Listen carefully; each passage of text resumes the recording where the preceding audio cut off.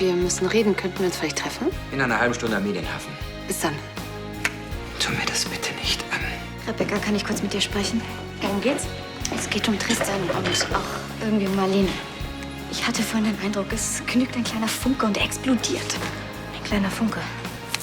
Oh Gott. Hör auf, sie anzurufen. Ich will versuchen, das Kind mit dir zusammen großzuziehen. Aber nur unter einer Bedingung.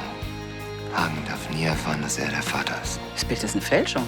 So etwas würde Ludwig mir niemals antun. Ich möchte gerne Ludwig von Lahnstein sprechen. Können Sie mich bitte direkt auf sein Zimmer verbinden? Herr und Frau von Lahnstein sind gestern abgereist.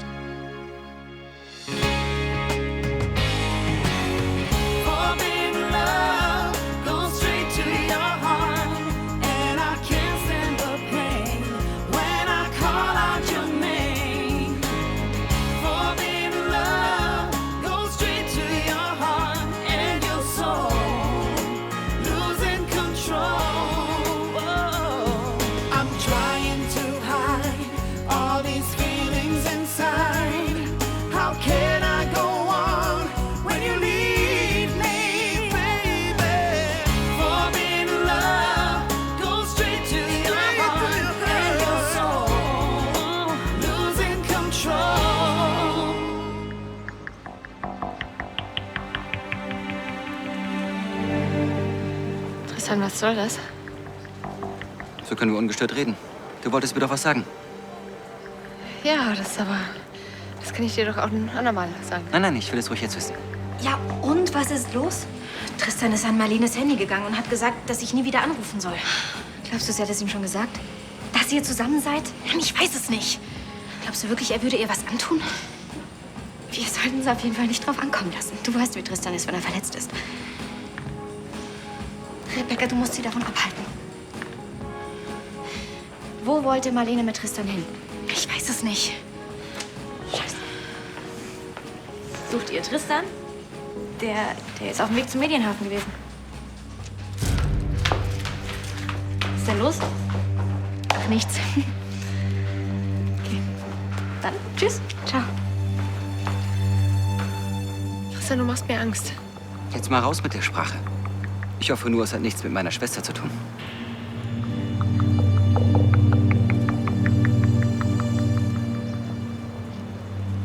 Glaubst du wirklich, ich lasse zu, dass sie dich bekommt? Dass sie in aller Öffentlichkeit rumknutscht? Dass du mich noch mal zum Gespött aller Leute machst?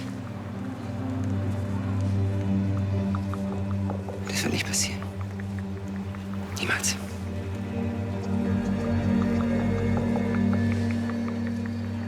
Sag es. Sag es. Das wird nie passieren.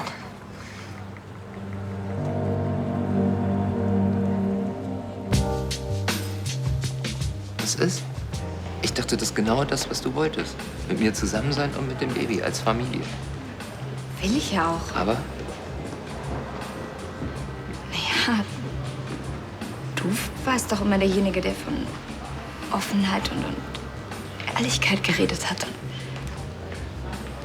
Und jetzt willst du, dass ich lüge und Hagen nicht erzähle, dass er der Vater ist? ja, ich werde der Vater sein. Das Baby braucht keinen zweiten Vater. Ich wünschte, es wäre deins. Ja, warum bist du damit da? Hör zu, ich glaube wirklich, dass wir das schaffen können. Mit dem Baby. Du wirst bestimmt der tollste Vater der Welt. Und ich bin mir sicher, dass unsere kleine Bohne das genauso sieht. Aber was nimmt Hagen dir denn weg, wenn er das Kind ab und zu mal sieht? Weißt du, genau darum geht's. Wie sollen wir eine Familie sein, wenn Hagen andauernd dazwischenfunkt? Du weißt genau, wie sehr er und Dana sich ein Kind wünschen.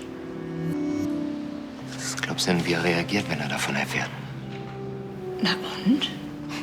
Ich meine, du bist doch dann derjenige, der es füttert, mit dem es den ersten Schritt macht, der es zum Kindergarten bringt und tröstet. Aber nur, wenn niemals herauskommt, dass ich nicht der echte Vater bin. Und das ist mein letztes Wort. Entweder wir halten Hagen da raus oder wir vergessen alles.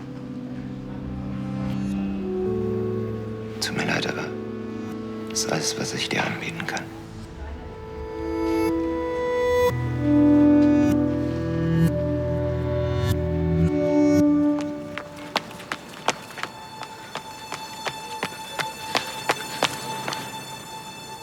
Marlene.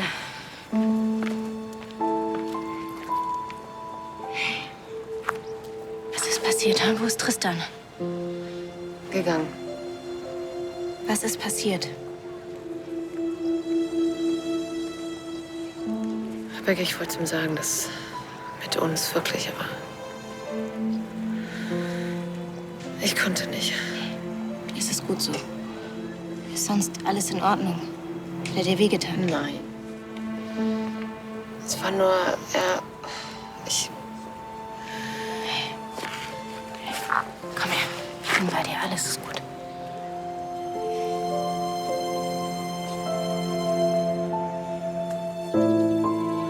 Würden Sie mir bitte noch etwas Schinken reichen? Apropos Schinken. Wie wird denn der andere Schinken versteigert? Ich nehme an, du sprichst von der Van Gogh-Reihe? Wir können den Erlös aus dem Verkauf dringend gebrauchen. Oh, machen Sie sich keine Gedanken. Es gibt eine ganze Reihe solventer Interessenten. Wir werden in Kürze einen Termin für die Auktion festlegen können. Tja, also ich hätte unter Umständen auch noch einen ganz passablen Interessenten. Macht sein Geld in Öl. Gut. Geben Sie mir seinen Namen, ich kümmere mich darum. Im Lichte der aktuellen Ereignisse wäre es Ihnen vielleicht ganz recht, wenn ich den Kontakt mit seinem Kurator halten würde. Warum? Der Mann sitzt in Brasilien, in Rio genau gesagt. Ansgar, ich weiß Ihre Bedenken zu schätzen. Aber nur weil mein Mann mich in Rio mit einer anderen Frau betrügt, habe ich doch keine Probleme mit Brasilien. Das wäre ja lächerlich. Also, her mit dem Namen, ich kümmere mich. Und jetzt entschuldigt mich. Ich habe noch einige Telefonate zu erledigen. Sie steckt's einigermaßen weg, oder? Fast ein wenig zu gut.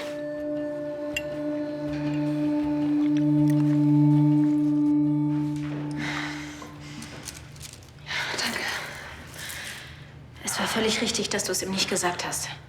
Aber du hast mir doch vorhin selber noch geraten, dass ich endlich für klare Verhältnisse sorge. Ja, bevor er dich bedroht hat. Weißt du, ich habe einfach so daran glauben wollen, dass er unsere Trennung verkraftet. Aber wenn du mich fragst, Tristan braucht Hilfe, und zwar dringend. Absolut.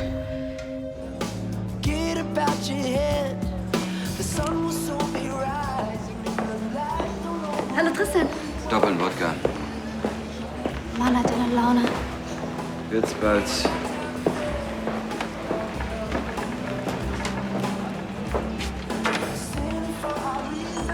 Josie, hast du meinen Bruder gesehen? Ist der für ihn? Yep. Machst du mir 2 Mineralwasser? Gerne.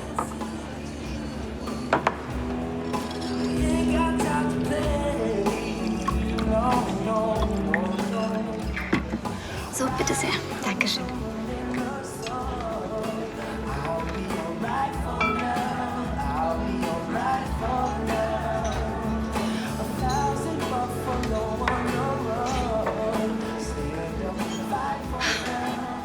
Tristan, was hast du getan?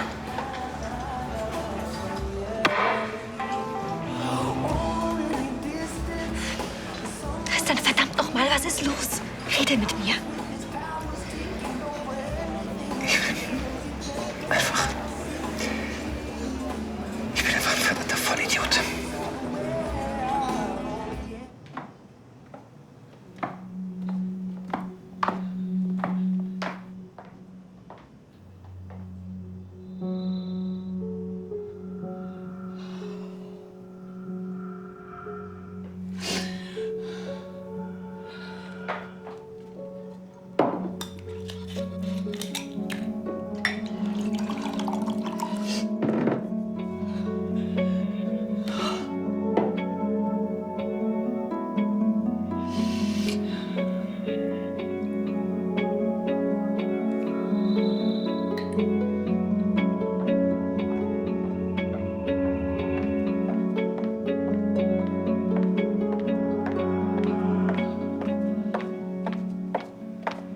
Sind Sie sicher, dass sie auf das gefälschte Foto hereingefallen ist?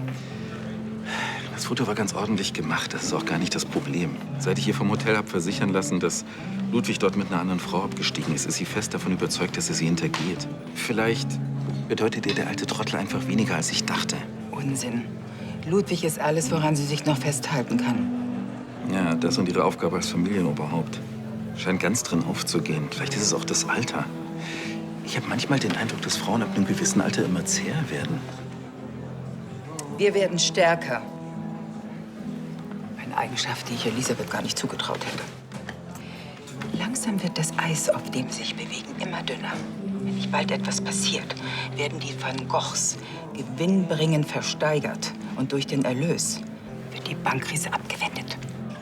Keine Sorge, dazu wird's nicht kommen. Ich glaube immer noch nicht, dass Vater sie wirklich betrügt. Naja, statistisch gesehen betrügt jeder zweite Mann seine Frau. Jedenfalls bin ich beeindruckt, wie souverän Elisabeth mit der Situation umgeht. Also ich an ihrer Stelle, ich könnte keinen klaren Gedanken fassen. Wenn sie ihn wenigstens erreichen könnte. Sie kann sich ja noch nicht einmal mit ihm auseinandersetzen. Das wäre für mich das Schlimmste. Und offenbar kommt sie damit klar. Wirklich? Niemand weiß doch, wie es hinter der Fassade aussieht. Hey, jede Frau, die gelernt hat, sich zu schminken, hat auch gelernt, ihr wahres Gesicht zu verbergen.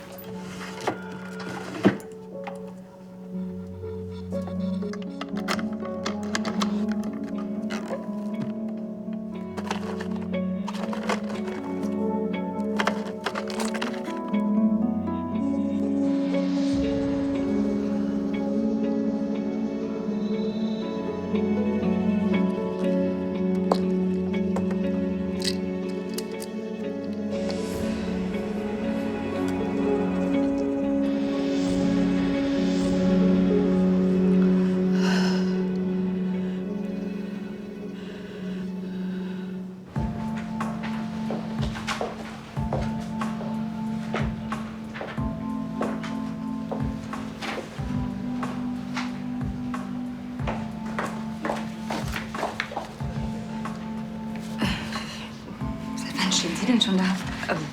Ich bin gerade gekommen. Sie haben noch nicht mit Ihrem Freund gesprochen. Doch. Ich habe ihm alles erzählt. Auch, dass das Kind nicht von ihm ist? Klar. Wir wollen es zusammen versuchen. Schön. Das freut mich. Es wäre nur gut, wenn Sie es niemandem erzählen. Dass das Kind von Hagen ist. Ja, natürlich nicht. Wir hatten uns ja darauf geeinigt, dass Sie das lieber selber machen. Auf gar keinen Fall. Daniel will das nicht. Aber bitte, Sie müssen mir versprechen, dass Sie es niemandem sagen. Und auf gar keinen Fall Hagen.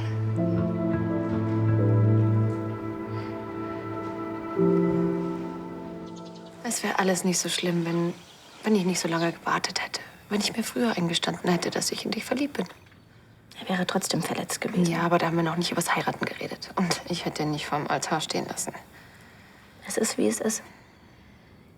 Marlene, du kennst viele Seiten an Tristan noch nicht, die er vielleicht selbst noch nicht kennt. Vor allem geht er anders mit Enttäuschungen um. Was meinst du? Dass er vielleicht Dinge tut, die man nicht vorhersehen kann. Bitte geh ihm erstmal aus dem Weg, ja?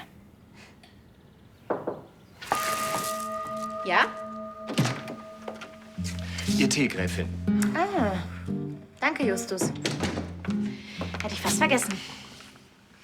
Ich hoffe, es ist Ihnen recht, wenn ich für zwei eindecke. Mich deuchte, Sie hätten vielleicht Gesellschaft.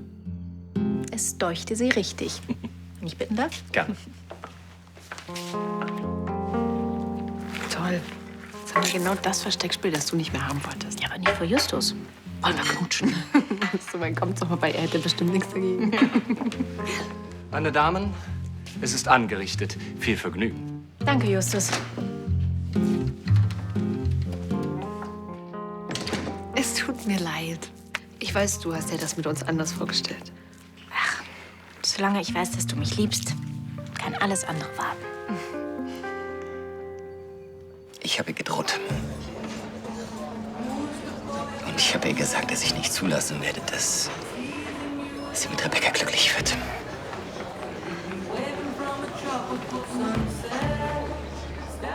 Ich habe ihre Angst in den Augen gesehen. Das ganze Schöne und Liebenswerte und Lebendige, das war auf einmal weg.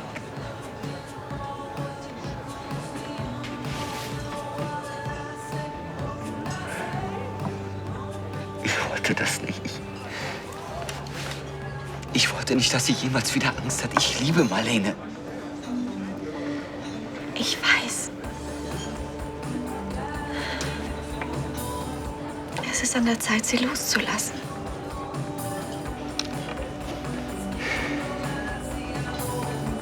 Ich kann nicht.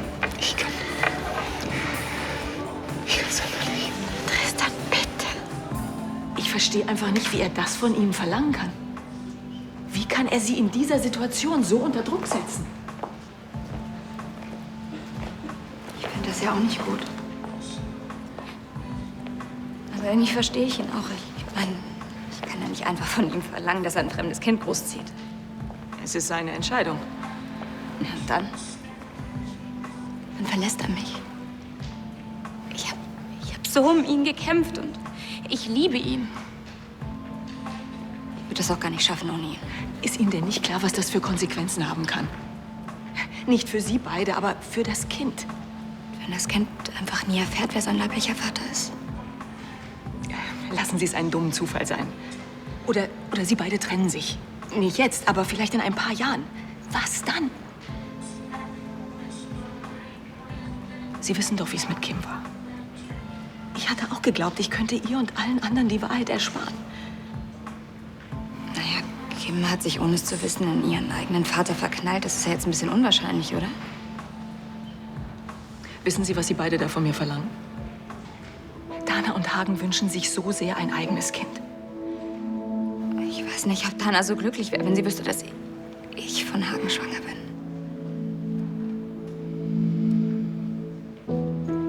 Bitte geben Sie uns eine Chance.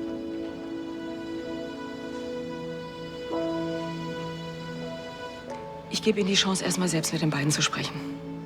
Deshalb werde ich nichts sagen. Schieben Sie es nicht zu lange auf. Die Wahrheit kommt manchmal schneller ans Licht, als man denkt. Wenn nicht durch mich, dann durch jemand anderen.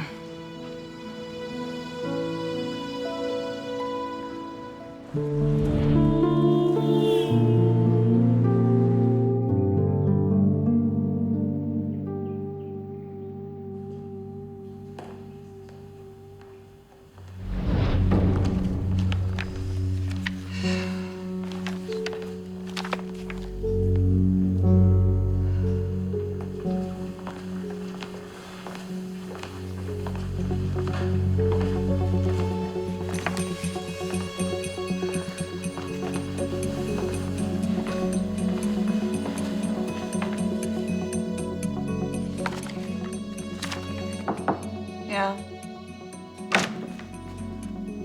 Störe ich? Nein, nein, komm rein. Du arbeitest noch? Nur ein paar Schreiben an potenzielle Interessenten für die Van Gogh-Reihe.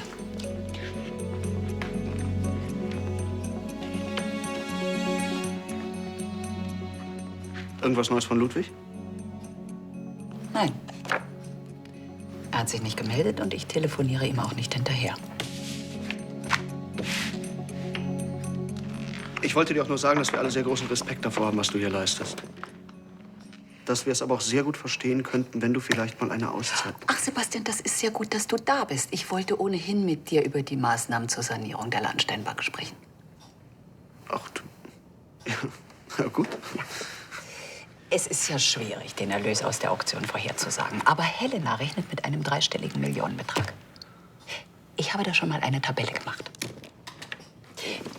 Ich meine, der erste und wichtigste Schritt ist natürlich die Konsolidierung. Aber wir müssen ja auch andere Maßnahmen ergreifen.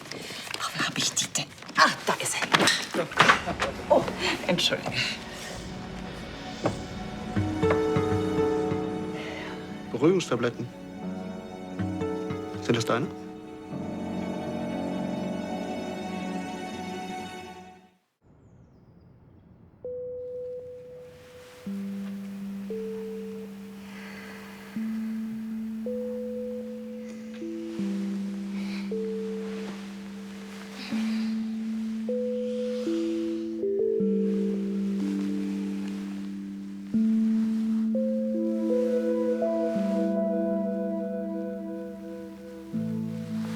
Wenn du wüsstest, wie sehr ich dich liebe. Aber ich werde es dir beweisen.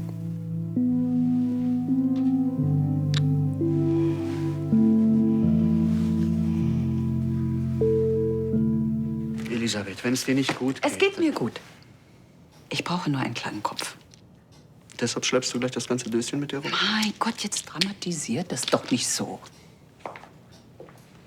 Es ist gerade nicht leicht, wenn ich dich daran erinnern darf. Die Lahnsteinbank steckt in einer schweren Krise, die ganze Firma ist in Gefahr und mir hat Ludwig die Verantwortung übertragen. Das kann er aber nicht von dir verlangen. Er verlangt das ja auch nicht, ich will das. Aber dazu brauche ich eben meine ganze Konzentration. Und du glaubst, Medikamente helfen dir dabei? Ich danke für deine Sorge, aber sie ist nicht nötig.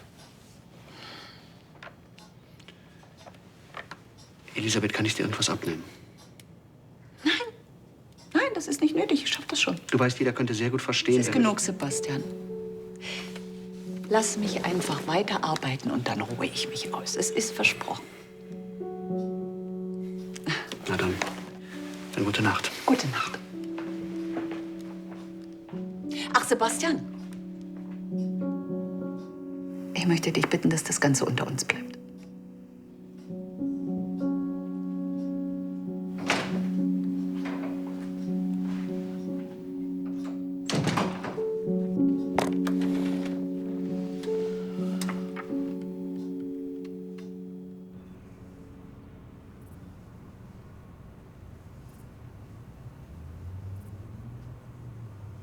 Würdest du unbedingt wissen wollen, wer dein richtiger Vater ist? Daniel wäre ein toller Papa. Der würde dir bestimmt immer Eiscreme kaufen. Und wenn du dann Bauchschmerzen kriegst, würde er dich wieder gesund machen.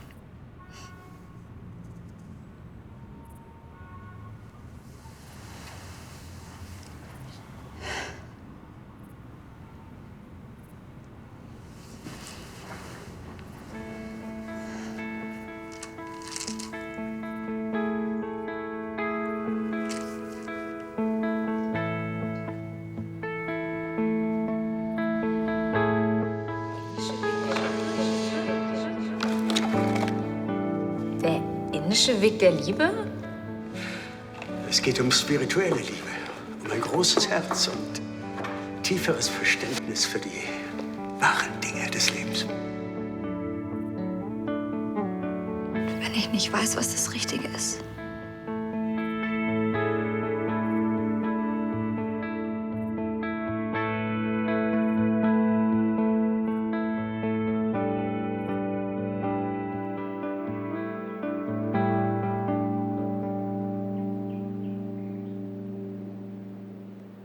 That's what I told you. Exactly. Please do that. Bye. Gott, dieser Idiot von Geschäftsführer ruft hier mitten in der Nacht an. Oh, Entschuldigung, ich habe die Zeitverschiebung vergessen. Wenn ich nicht sowieso hätte aufstehen müssen, um Emma ein Fläschchen zu machen, dann würde ich den jetzt feuern. Das sollte ich vielleicht sowieso tun. Dieser Typ schafft es nicht, sich die einfachsten Termine zu merken. Könnte also sein, dass ich in den nächsten Tagen nach New York fliege und in der Niederlassung mal ein bisschen aufräume. Ich sag das übrigens nicht, weil ich so gern mit dir plauder, sondern weil du gerade den Vorsitz der Firma hast und das New York mit einschließt. Tun Sie das. Die Geschäftsführung entlassen? Bitte? Alles in Ordnung? Wo bleibt denn das Fläschchen? Emma brüllt das halbe Schloss zusammen. Geht nicht schneller. Also, ich habe meiner Tochter immer so ein bisschen Nelkenöl aufs Zahnfleisch gegeben, wenn sie gezahnt hat. Emma zahnt aber nicht. Gute Nacht. Gute Nacht. Ach.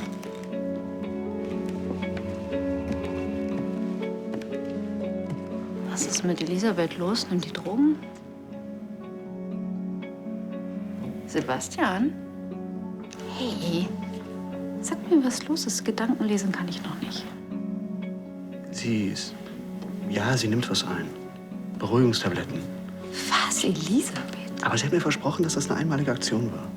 Von wegen, wenn jemand wie Elisabeth so tief in die Pillendose greift, dann hat das ja wohl einen handfesten Grund. Vermutlich steckt sie die ganze Geschichte mit Ludwig schlechter weg, als wir dachten. Keine Wunder. Ansgar versenkt die Bank und der Alte, der entdeckt an der Copacabana den zweiten Frühling, macht ein paar Chicas klar. Ja. Ach, ist doch wahr. Was macht die Interimsvorsitzende? Die hat nichts Besseres zu tun, als sich einen Trip zu schmeißen. Ich sag dir mal was, wir haben ein gottverdammtes Problem. Ah, mein Gott, ihr seht ja noch dämlicher aus als sonst. Pass mal auf, du Kasper, ich habe gerade da oben eine schöne Oper gehört und eure Tochter schreit asynchron zu Verdi. Vielleicht könnt ihr eure Pyjama-Party ja mal für einen Moment unterbrechen. Emma! Das Organ hat sie wahrscheinlich von dir. Das könnte so schön sein, wenn die Mittelschicht nicht wäre.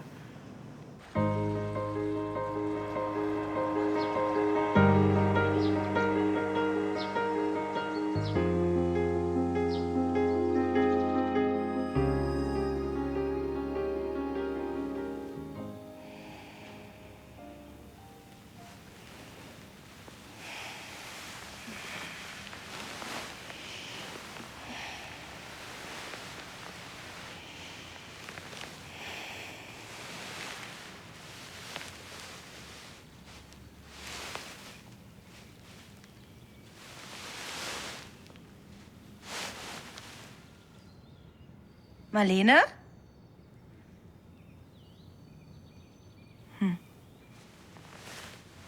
Marlene.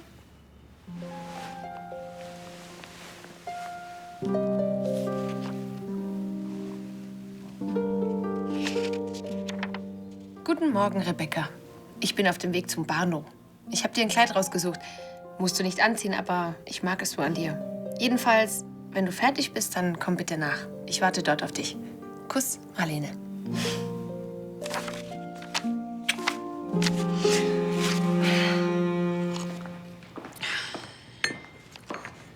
Oh, guten Morgen. Morgen. Ist was passiert? Wie hast du geschlafen? Gut, danke. Hast du irgendetwas eingenommen? Ich dachte, das Thema wäre erledigt. Ja Gott, natürlich habe ich Tanja davon erzählt. Ich meine, mich daran zu erinnern, dass ich dich gebeten habe, dass das unter uns bleibt. Du kannst ja wohl nicht von meinem Mann verlangen, dass er sowas von mir geheim hält. Wir machen uns Sorgen. Ihr? Ich sehe genau zwei Optionen. Entweder du stopfst dich so mit Beruhigungspillen voll, dass du bei der nächsten Gremiumssitzung kleine Papierblümchen faltest, oder du fällst mit einem Nervenzusammenbruch vom Stuhl. Du stehst einfach unter enormem Druck. Ja, und ich fände es besser, wenn du den Vorsitz abgibst. Sebastian kann das übernehmen, bis die Sache mit Ludwig geklärt ist. Was denkt ihr eigentlich von mir? Dass ich die Art betrogene Ehefrau bin, die vor Selbstmitleid zerfließt und vor der Verantwortung davonrennt? Nein. Ich habe versprochen, Verantwortung für diese Familie zu übernehmen. Und ich bin, darf ich mal, sehr wohl in der Lage dazu. Stehl mich doch nicht einfach davon und überlasse das alles hier sich selbst. Ach, das ist ja toll gelaufen. Warum wohl?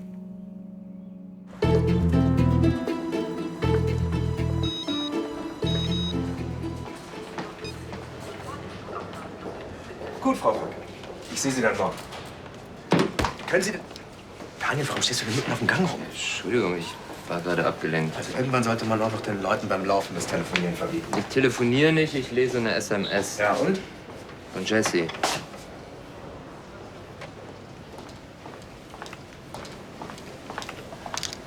Und? Ja, sie hat geschrieben, dass sie sich entschieden hat und dass sie sich mit mir treffen will. Entschieden wozu?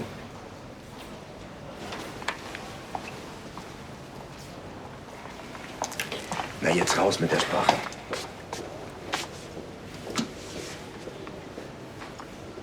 Ich habe ihr gestern gesagt, dass ich mich entschieden habe, das Baby mit ihr gemeinsam großzuziehen. Das freut mich. Wirklich? Ja, aber nur unter einer Bedingung, dass Hagen niemals erfährt, dass er der leibliche Vater ist. Ist es dein Ernst?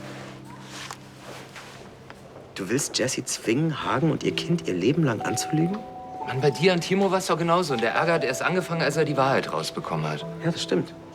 Aber gerade weil ich Timo liebe wie meinen eigenen Sohn, hätte ich ihn niemals anlügen dürfen. Wir hätten ihm von Anfang an die Wahrheit sagen sollen, wären trotzdem eine glückliche Familie gewesen. Das weißt du aber nicht. Nein, das weiß ich nicht. Aber ich weiß, wie sehr ich es bereue, ihn angelogen zu haben. Mann, Timos Vater war tot. Du brauchtest also keine Angst zu haben, dass dir irgendjemand das Kind wegnimmt. Das stimmt. Aber ich hatte trotzdem Angst. Angst, dass er mich nicht als Vater akzeptiert. Dass wir als Familie nicht stark genug sind, aber das war feige und hätte am Ende fast alles zerstört. Mann, ich will Jessica doch nicht verlieren. Darf ich dich fragen, warum du sie dann vor diese dumme Entscheidung stellst? Ich habe mich entschieden, das Baby als Vater großzuziehen. Und dann will ich auch der einzige Vater sein. Ich hab keine Lust, dass Hagen irgendwann bei uns auf der Matte steht und mir das Kind wegnimmt. Das verstehe ich. Aber du willst doch, dass dein Kind dir vertraut.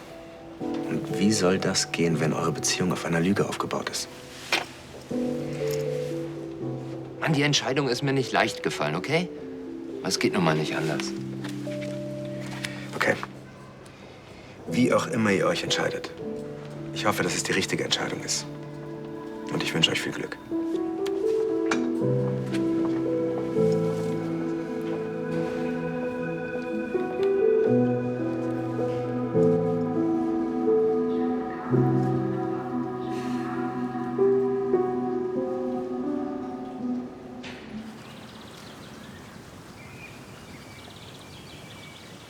Marlene?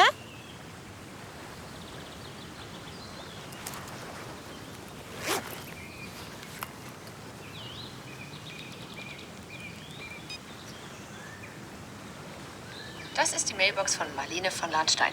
Nachrichten bitte nach dem Piep. Ja, hallo, ich bin's. Du, ich habe deine Nachricht gefunden und ja, ich bin jetzt hier, aber du nicht. Bist du schon wieder weg? Rebecca? Was machst du denn hier? Hey, was macht ihr denn schon um die Zeit hier? Ja, das fragt mich Kim auch immer wieder. Aber mittlerweile haben wir Stammgäste, die jeden Morgen hier ihren Kaffee trinken wollen. Und er meint nicht uns beide. Ja, und wenn du was frühstücken willst, musst du dich leider gedulden. Denn mein zweiter Vorname ist zwar Blitz, aber wenn die Kaffeemaschine nicht läuft, kann ich auch nichts machen. Nein, danke. Ich suche eigentlich Marlene.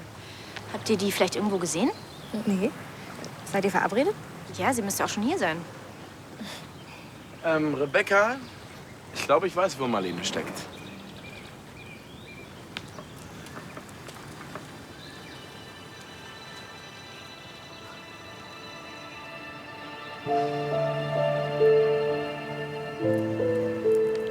Auf was wartest du?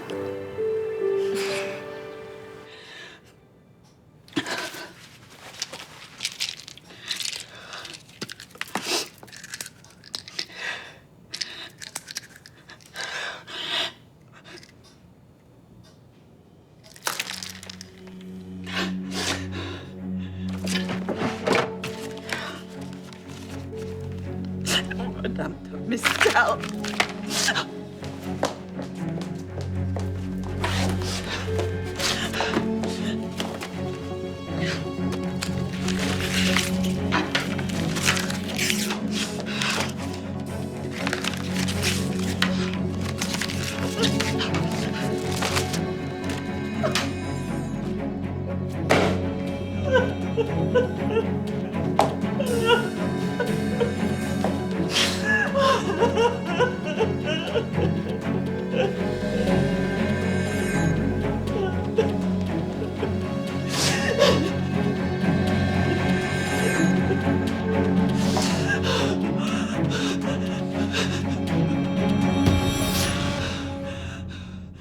Wie romantisch.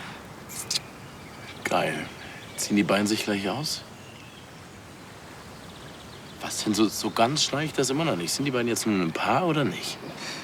Keine Ahnung. Es ist auf jeden Fall nicht offiziell. Also am besten die Klappe halten, okay? Okay.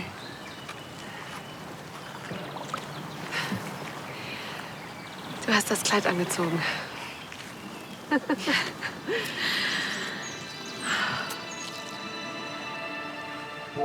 Rebecca, du siehst wunderschön aus. Du auch.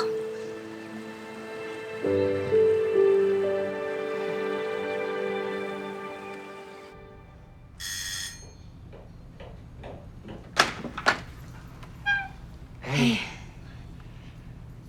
Komm noch rein. Ja.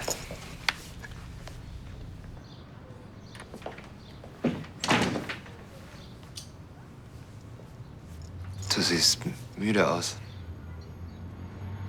Hab nicht so viel geschlafen. Ich hab viel nachgedacht diese Nacht und mir ist klar geworden, dass ich ich auf jeden Fall mit dir zusammen sein will, weil ich dich liebe. Das will ich auch.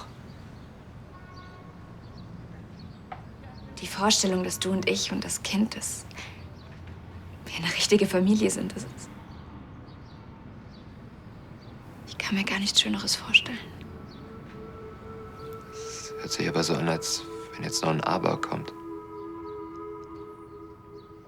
Das Kind wird auf jeden Fall unser gemeinsames Kind sein, egal wer der leibliche Vater ist. Und ich werde dafür sorgen, dass sonst niemand die Wahrheit erfährt. Also wenn es das ist, was du willst, dann ziehen wir das Kind als unseres groß.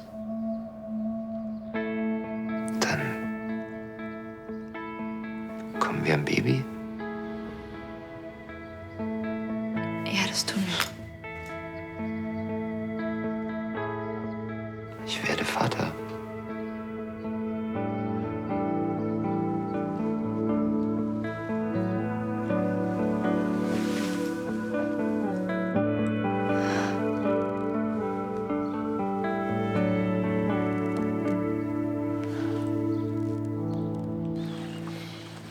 Ich weiß nicht, wann wir endlich offen und vor allen anderen zusammen sein können.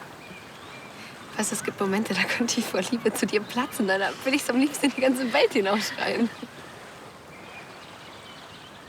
Aber da es ja leider gute Gründe dafür gibt, dass wir uns erstmal weiterhin heimlich treffen. Ja, da dachte ich, ist es wichtig, dass wir beide uns Momente schaffen.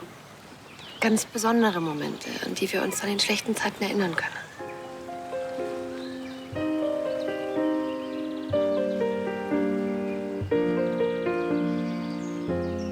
Wenn Träume wirklich sind. Ich liebe dich. Und ich liebe dich. Es hat was vom Leben. In diesem Moment, wo es mich verführt, die Kraft, die es will. Und sag, kannst du's spüren?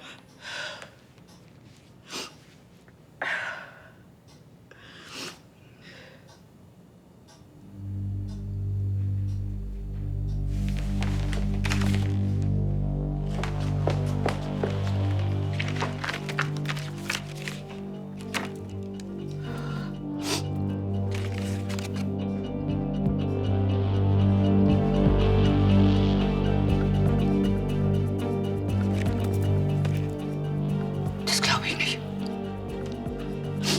Das ist eine Fälschung. Eine Fälschung.